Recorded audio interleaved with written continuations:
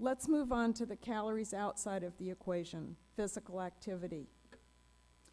We know from California Health Interview Survey data that teens with access to a safe park are more likely to engage in regular physical activity. Locked schoolyards in neighborhoods without parks leave children with no place to play. On the other hand, increasing numbers of communities are instituting joint use agreements between schools and the community to open up schoolyards after hours for community use. Similarly, children and adults are more likely to walk or bike in neighborhoods with safe sidewalks, safe biking infrastructure, greenways, and safe public transit. And by safe, I mean both safe from injuries and safe from violence or fear of crime. Safe places to be active doesn't happen just because of health agencies either. Again, it takes transportation planners, city planners, federal transportation dollars and policies, criminal justice agencies to make that happen. Our indoor environments also influence our daily calorie expenditures. And again, it's architectures, builders, general service agencies who choose attractive and easy to access stairways and who build the buildings that create places that want to make us use them. Builders and urban and transportation planners are also the people that offer infrastructure to promote active transportation. And again, parenthetically, that not only increases physical activity levels, but also reduces greenhouse gas emissions from transportation, the single largest source of CO2 emissions in California and the nation. I could go on, for example, talking about why we need trees so that we have attractive places for physical activity and shade so that we can be active in the heat, and how trees create numerous other environmental benefits. In other words, we need to partner with our forestry agencies. We could talk about the value of art, music, and culture for communities and for building social support, and why we need to work with our cultural organizations. I'm sure you get the point. If we want to change the calorie in, calorie out equation, we've got to address the social, physical, economic, and service environments in which we live, work, study, and play. And to do that, we need to work a lot more closely with the many other sectors that have the expertise and authority to change those environments.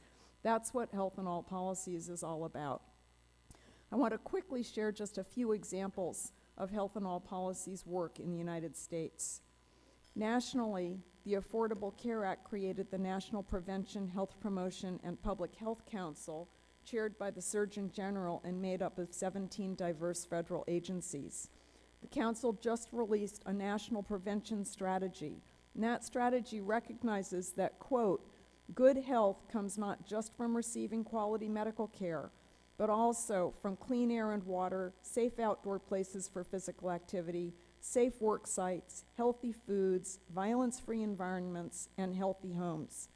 Prevention should be woven into all aspects of our lives, including where and how we live, learn, work, and play. Everyone, businesses, educators, healthcare institutions, government, communities, and every single American has a role in creating a healthier nation.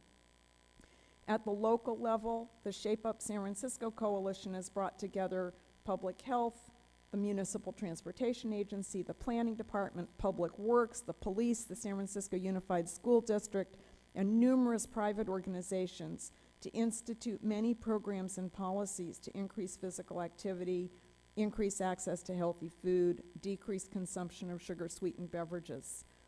Humboldt County and Merced have used health impact assessments to assess their general plan options and to reshape discussions in their communities about urban growth and density.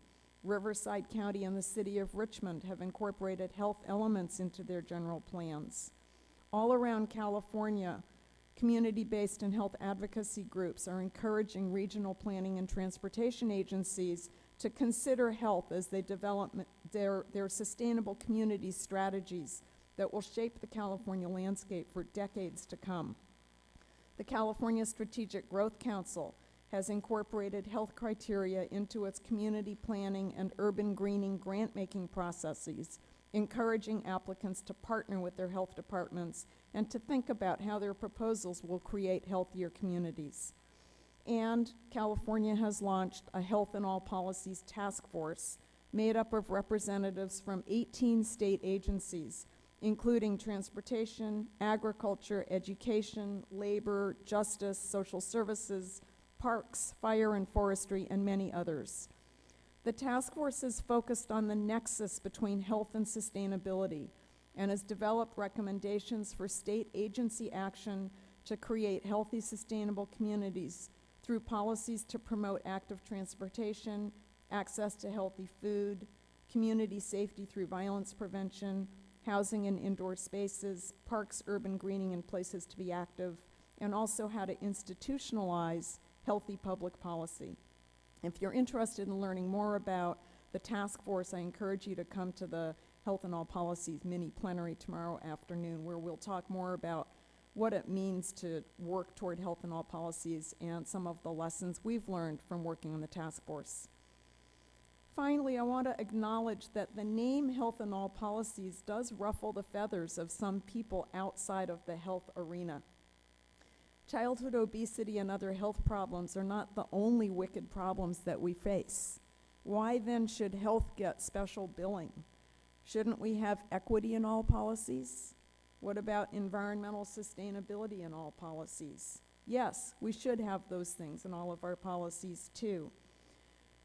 But if we think about health broadly, health in all policies approaches can and do address equity and sustainability. So before I introduce our other speakers for this afternoon, I want to show part of a short video that includes community voices from across California discussing what a healthy community looks like.